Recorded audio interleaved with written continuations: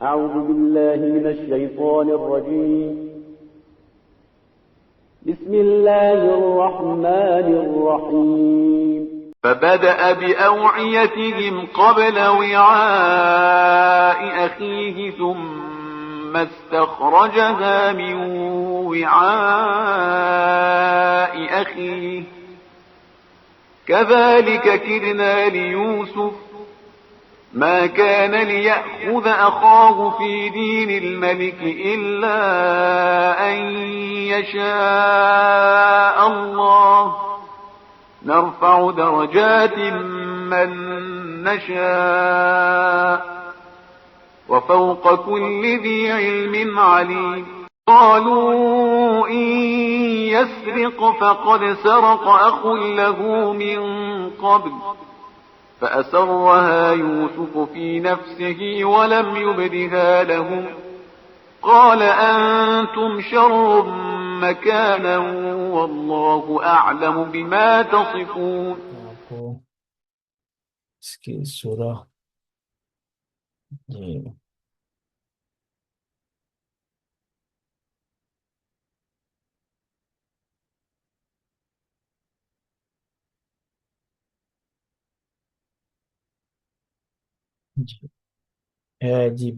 سورہ یوسف کی آیت نمبر 76. بسم اللہ الرحمن الرحیم. وَبَدَا بِآوِيَتِهِمْ قَبْلَ وِعَاءِ أَخِيهِ ثُمَّ اسْتَخْرَجَهَا مِنْ وِعَاءِ أَخِيهِ كَذَلِكَ كِدْنَا لِيُوسُفَ مَا كَانَ لِيَأْخُذَ أَخَاهُ فِي دِينِ الْمَلِكِ إِلَّا أَنْ يَشَاءَ اللَّهُ نَرْفَعُ دَرَجَاتٍ مَنْ نَشَاءُ وَفَوْقَ كُلِّ ذِي عِلْمٍ عَلِيمٍ.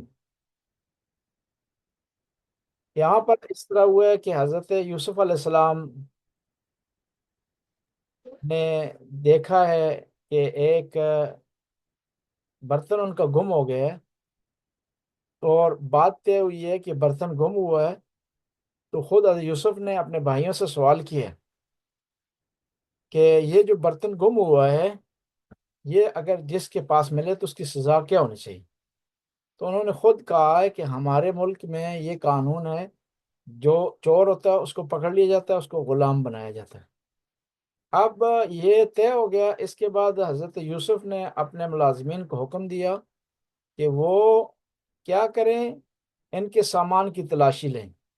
لیکن کیا ہوا، انہوں نے سامان کی تلاشی لینے میں جو ہے وہ ڈائریکٹ بنیامین کی طرف نہیں گئے، بلکہ کس کی طرف گئے؟ پہلے بھائیوں سے انہوں نے شروع کیا، پھر بنیامین کے سامان کو تلاش کیا اور بنیامین کے سامان سے اس برتن کو نکالا، اور برتن سے نکالا تو اب یہ بات جو ہے وہ آگے چل پڑی ہے، اور خداوند تعالیٰ اس کے بارے میں وضاحت فرما رہے ہیں۔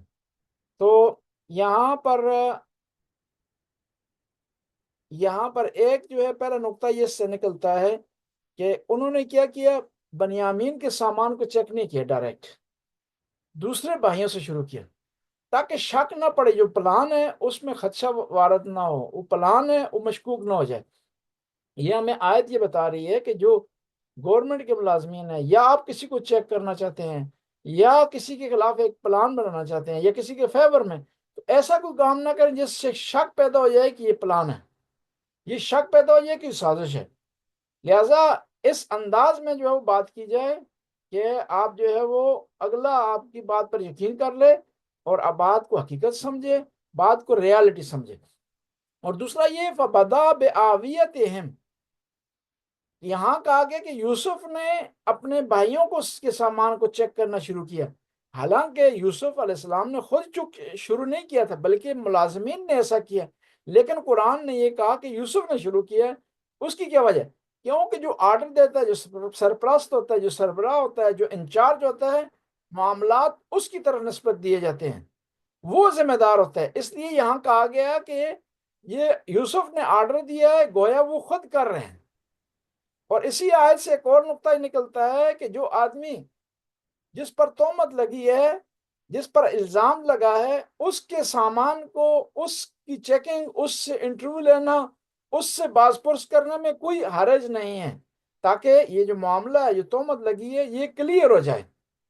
اور پھر یہاں پر اگر آیت کے اگلے حصے میں خدا تعالیٰ ارشاد فرماتا ہے کذالک کدنا لیوسف ما کان لیأخذ اخاہ فی دین الملک، پھر اس طرح یوسف علیہ السلام کو ہم نے تدبیر سکھائی۔ اس سے پتہ چلتا ہے یہ جو ساری تدبیر ہے یہ اللہ تعالیٰ کی طرف سے ہے، تاکہ یوسف اور بنیامین آپس میں مل جائیں، تاکہ یوسف اپنے والد سے مل جائے، تاکہ یوسف اپنی آرزو اور اپنی ڈریم اور خوابوں تک پہنچ جائے۔ اور ایک اور نقطہ بھی یہ ہے کہ ساری جو ہم تدبیریں کرتے ہیں، جو پلان کرتے ہیں، جو کوشش کرتے ہیں، ہم اس پر ناز نہ کریں، اس پر فخر نہ کریں، یہ سارا خدا کا دیا ہوا ہے۔ خدا نے آپ کو دیا ہے تو آپ ایسا کر سکتے ہیں، خدا اگر آپ کو نہ دیتا تو آپ ایسا نہ کر سکتے۔ بس وہ لوگ ذلیل و خوار ہو جاتے ہیں جو اپنی ذہانت پر فخر کرتے ہیں، گھمنڈ کرتے ہیں، اور کہتے ہیں کہ جو کچھ ہے وہ ہم خود ہیں۔ اور لوگوں میں بھی عجیب مزاج ہے کہ جب خوشی ملتی ہے، جب کامیابی ملتی ہے، جب وہ کسی چیز میں آگے بڑھ جاتے ہیں تو کہتے ہیں ہم نے خود کیا ہے، اور جب ناکامی ہوتی ہے تو کسی اور کی گردن پر ڈال دیتے ہیں۔ اور یہ بڑی افسوسناک بات ہے۔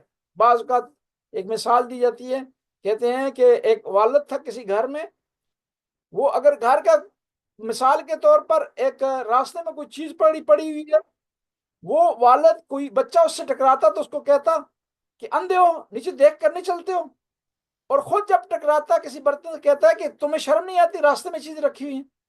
یعنی ہر لحاظ سے اس نے کیا کرنا ہے، وہ دوسرے آدمی کو کوسنا ہے، یعنی دوسرے آدمی کی غلطی نکالنی ہے، اس کا وہ پہلو اجاگر کرنا ہے جس میں دوسری غلطی پائی جاتی ہے۔ یعنی دیکھ کر چلنا یعنی اس کی ذمہ داری ہے، برتن کسی نے رکھا ہے پھر بھی اس کی ذمہ داری ہے۔ یعنی یہاں پر وہ الٹا بھی کہہ سکتا کہ میں معذرت چاہتا ہوں کہ آپ کا پاؤں برتن سے ٹکرایا، میں اگر زمین پر نہ رکھتا تو آپ کا پاؤں نہ ٹکراتا۔ اور دوسری طرف سے وہ کہہ سکتا ہے کہ بھائی پاؤں میرا ٹکرایا، آپ کی غلطی نہیں، آپ بھول کر برتن رکھا ہے، یہ ضرورت کی بنیاد پر آپ نے برتن زمین پر رکھا ہے، مجھے چاہیے تھا دیکھ کر میں چلتا۔ لیکن لوگ کیا کرتے ہیں کہ ہر لحاظ سے اپنے آپ کو برتر سمجھتے ہیں۔ حضرت موسیٰ علیہ السلام کی قوم بھی اسی طرح کرتی تھی، جب کامیابی حاصل ہوتی تھی میدان میں تو وہ کہتی تھی کہ ہم بہادر ہیں، ہم جنگجو ہیں، ہم نے کوشش کی ہے، ہم نے سٹرگل کی ہے۔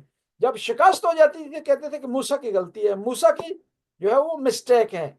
یہاں پر خداوند تعالیٰ ارشاد فرما رہا ہے کہ یوسف نے جو پلان کیا ہے، یہ پلان کیا ہے، یہ ہم نے اسے سکھایا تھا۔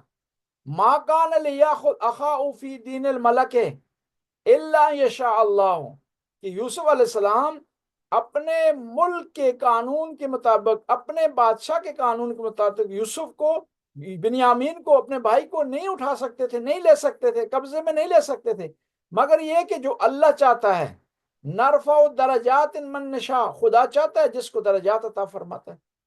اور یہ درجات اس کے دو پوائنٹ ہیں، ایک یہ ہے کہ ہر کیٹیگری میں، ہر طبقے میں درجات ہیں۔ ہم نہیں کہہ سکتے کہ سارے انبیاء برابر ہیں، ہم نہیں کہہ سکتے کہ سارے صحابہ برابر ہیں، ہم نہیں کہہ سکتے کہ سارے معصومین برابر ہیں۔ خدا خود کہتا ہے کہ درجات خدا نے رکھے ہیں۔ جو نبی کریم کا درجہ ہے وہ امام علی کا نہیں ہے، جو امام علی کا درجہ ہے وہ بی فاطمہ زہرا کا نہیں ہے۔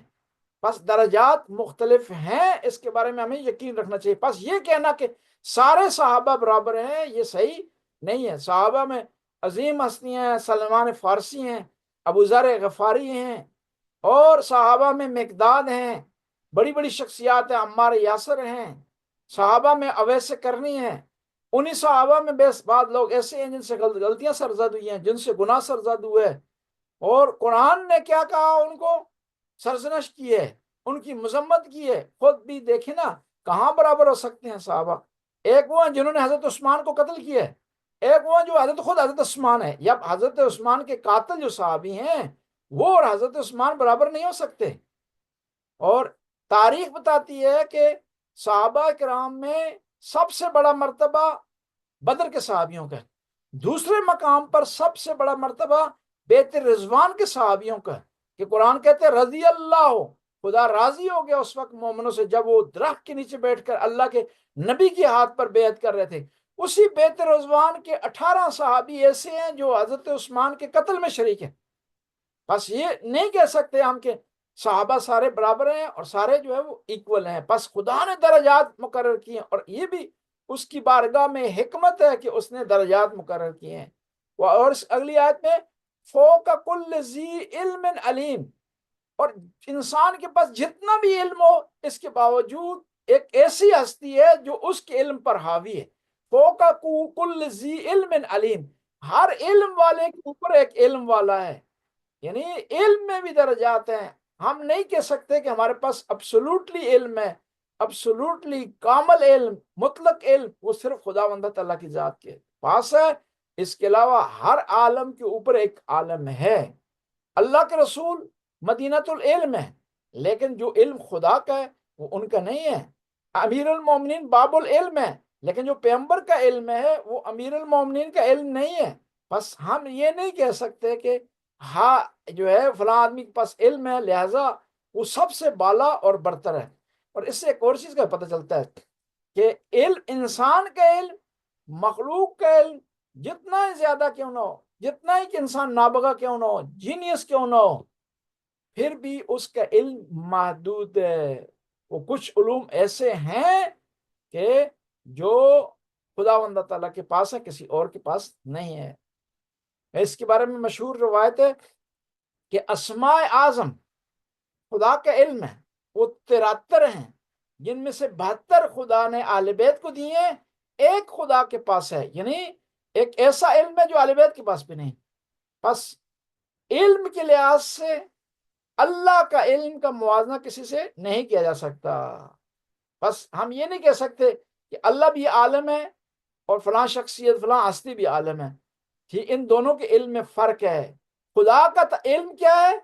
وہ خود خدا سے ہے، لیکن جو اہل بیت کا علم ہے وہ خدا کا دیا ہوا ہے، اور ہم جو علم حاصل کرتے ہیں وہ اکتسابی ہے، حاصل کیا ہوا ہے، ہم اس کو حاصل کرتے ہیں، کوشش کرتے ہیں۔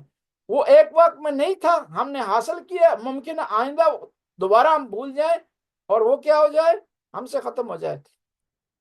قالوا ان یسرق فقد سرق اخ له من قبل فأسرها یوسف فی نفسه ولم یبدها لهم قال انتم شر مکانا واللہ عالم بما تصفون۔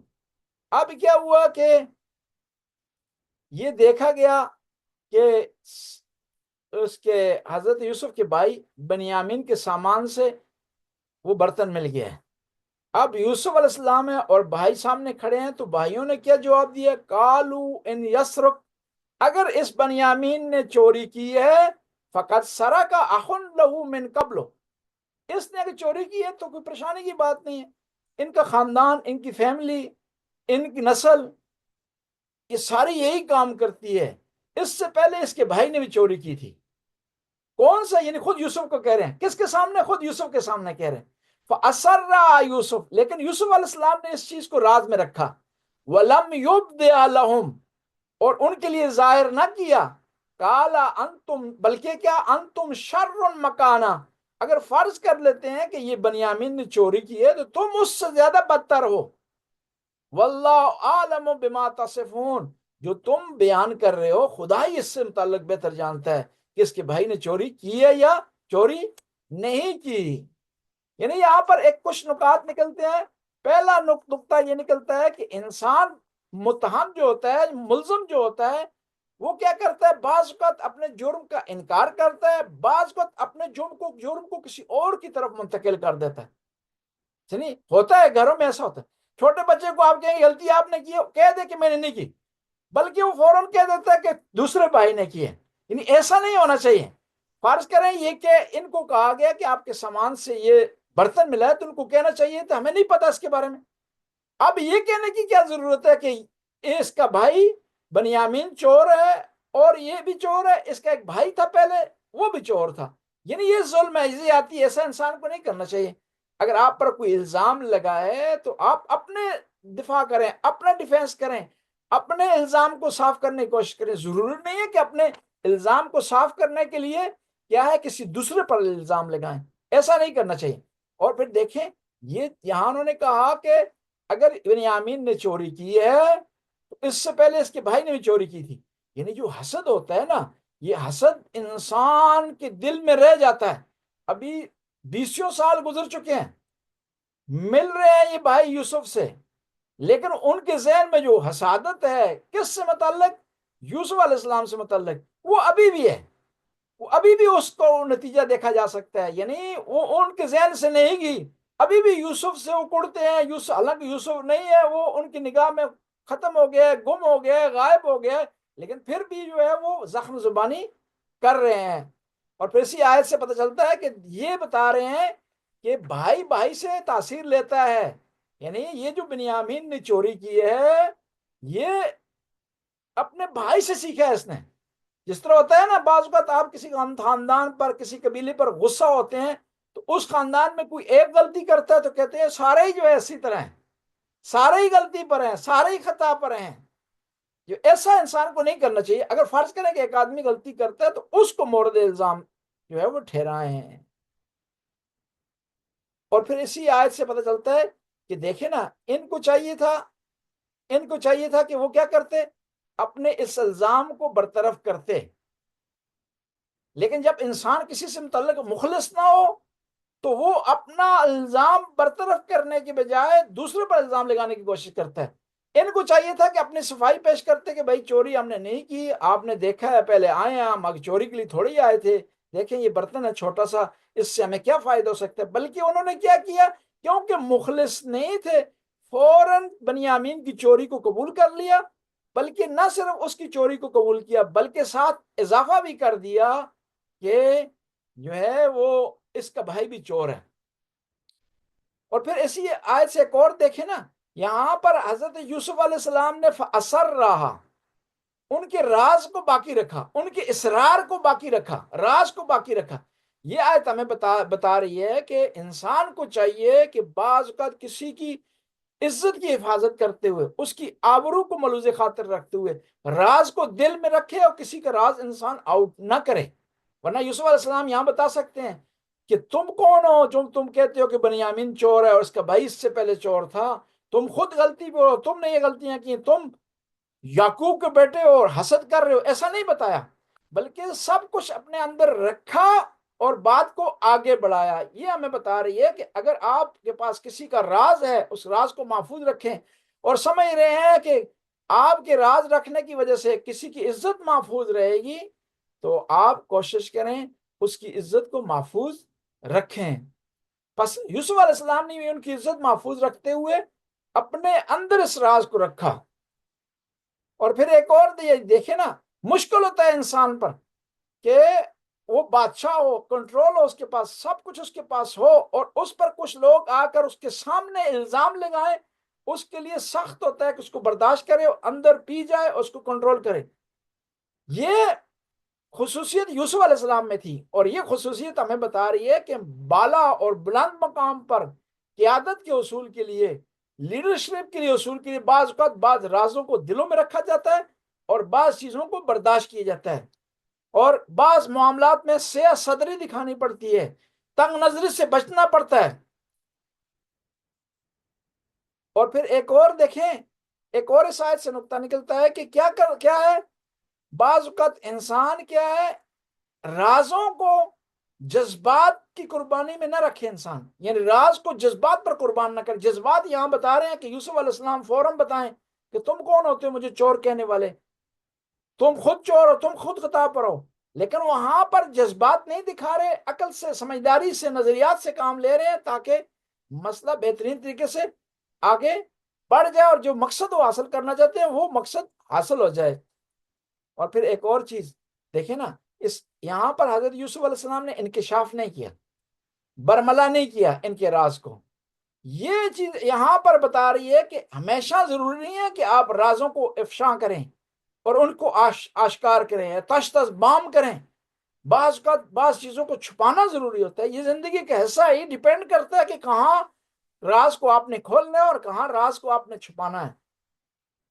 اور جہاں دیکھیں کہ چھپانا مفید ہے وہاں چھپایا جائے، جہاں ظاہر کرنا مفید ہے وہاں جو ہے وہ ظاہر کیا جائے. دیکھیں نا، مشہور واقعہ ہے حضرت موسیٰ علیہ السلام حضرت خضر کا، کہ وہاں حضرت خضر اور موسیٰ علیہ السلام ساتھ چل رہے ہیں، شاگردی کرنا چاہتے ہیں موسیٰ علیہ السلام خضر کی، اور کیا ہے وہاں پر وہ کچھ راز کے کام کرتے ہیں تو موسیٰ علیہ السلام صبر نہیں کر پاتے، تو وہاں بتایا جاتا ہے کہ رازوں کو راز رکھنا اور ان پر خاموش رہنا یہ الہی امتحان ہے، اور وہ اس میں کامیاب ہوتا ہے جو راز کو اپنے سینے میں رکھے۔ کہتے ہیں نا امیر المومنین ارشاد فرماتے ہیں کہ صدر العاقل صندوق سر رہی، کہ عقل مند آدمی ہے جو رازوں کو سینے میں رکھتا ہے، اور اس کی آسان ترجمہ یہ ہے کہ جو ہے عقل مند آدمی کا سینہ رازوں کا خزینہ ہوتا ہے۔ بس انسان کو جو ہے چاہیے کہ جو راز ہیں، جو دوسرے لوگوں کی اس کے پاس باتیں ہیں، جو لوگوں نے اس کو ہمدرد سمجھتے ہوئے، قریبی سمجھتے ہوئے، مخلص سمجھتے ہوئے اس کو اپنی دل کی باتیں بتائی ہیں تو ان کو آگے افشا نہیں کرنا چاہیے۔ اور دیکھیں جس طرح امانت داری ضروری ہے، اس کی حفاظت ضروری ہے، اس کا خیال رکھنا ضروری ہے امانت کا، اسی طرح ضروری ہے کہ انسان کیا کرے، لوگوں کی بات کو امانت سمجھے۔ امانت ضروری نہیں ہے کہ کوئی پیسہ ہو، کوئی پراپرٹی ہو، کوئی جو ہے آئندم ہو، کوئی سامان ہو، امانت بات بھی ہو سکتی ہے۔ اب وہ آدمی اچھا ہے، نیک ہے، جو امانت کا خیال رکھتا ہے، کسی کی راز کی بات کو کسی دوسرے کے سامنے نہیں بیان کرتا، یا آپ نے کسی سے کوئی چیز دیکھ لی ہے کہیں اور وہ چیز ایسی تھی، ایسا معاملہ تھا جو وہ لوگوں کو، وہ آدمی جس سے آپ نے دیکھی ہے وہ نہیں بتانا چاہتا، تو آپ کو چاہیے اس کا راز کو باقی رکھیں اور اس کے راز کو راز رہنے دیں، تاکہ آپ خدا کی بارگاہ میں سرخرو ہو جائیں۔ غیبت اس لیے منع ہے، غیبت کا مطلب یہی ہے کہ کسی آدمی میں ایک عیب ہے اور اس عیب کو آپ مخفی رکھتے ہیں، کسی کے سامنے بیان نہیں کرتے، افشا نہیں کرتے، اس کو آشکار نہیں کرتے، تو کیا ہے آپ غیبت نہیں کر رہے ہیں۔ لیکن کسی میں عیب ہے، اگر آپ کسی کے سامنے اس کو بیان کرتے ہیں تو کیا ہے آپ گناہ گار ہیں۔ بعض اوقات لوگوں سے ہم کہتے ہیں کہ آپ غیبت کیوں کر رہے ہیں، کہتے ہیں غیبت نہیں ہے، یہ اس آدمی میں یہ عیب ہے۔ عیب ہے تو غیبت ہے، اگر نہ عیب نہ ہو تو اس سے بڑا جرم ہے، اسے کہتے ہیں الزام، تہمت لگانا، اس کا گناہ اس سے بھی زیادہ غیبت سے، اور غیبت کی گناہ ہے۔ یعنی دیکھیں اسلام کتنا پیارا ہمیں درس دیتا ہے۔ دوسرے جو قانون ہے نا، کہتے ہیں صرف جان کی حفاظت اور مال کی حفاظت کی گارنٹی ہے، لیکن جو اسلام کا جو قانون کہتا ہے کہ جان کی بھی حفاظت ہو، مال کی حفاظت بھی ہو، اور عزت کی بھی حفاظت ہو، تو تب آپ مسلمان کہلائیں گے کہ دوسروں کی جان کی حفاظت بھی کریں، مال کی بھی، عزت کی حفاظت بس۔ اور یہ جو عزت کی حفاظت ہے، اس پر جو ڈاکہ ڈالتا ہے وہ سب سے بڑا چور ہے، سب سے بڑا مجرم ہے، سب سے بڑا خطا کار ہے دوسرے لوگوں کی نسبت۔ کیوں کہ مال کی کمپنسیشن ہو سکتی ہے، کسی کی جان پر کسی حد تک نقصان پہنچے اس کا ازالہ ہو سکتا ہے، لیکن عزت کسی کی لٹ جائے تو اس کا ازالہ نہیں ہو سکتا۔ بس مسلمانوں پر فرض ہے کہ وہ جہاں دوسرے مسلمانوں کی جان کی حفاظت فرض ہے، مال کی حفاظت ان پر فرض ہے، اس طرح عزت اور آبرو کی حفاظت بھی ان پر فرض ہے کہ دوسروں کی عزت اور آبرو کی حفاظت کا خیال رکھیں۔ آپ سے کچھ بھی نہیں جاتا، دو باتیں آپ نے کرنی ہیں، آپ نے اس سے لذت اٹھانی ہے، لیکن وہ دو باتیں ممکن ہے آپ کا دامن گناہوں سے بھر دیں، آپ کی دو باتیں ہیں، لیکن اس بیچارے کی پوری زندگی کی عزت کو ممکن ہے داؤ پر لگا لیں۔ لہذا ہمیشہ جب کس کی غیبت کر رہے ہو نا، تو اپنے آپ کو اس کی جگہ پر ٹھہرائیں کہ یہ غلطی اگر مجھ میں ہوتی اور ہو سکتی تھی، میں انسان ہوں، اور اگر اس کو کوئی بیان کرتا، لوگوں کے سامنے افشاں کرتا، میری آبرو عزت سے کھیلتا، تو میرا کیا حال ہوتا۔ یہ جب سوچیں گے نا تو کسی کی غیبت نہیں کریں گے۔ یہیں تک ہم کافی سمجھتے ہیں، تو سوال جو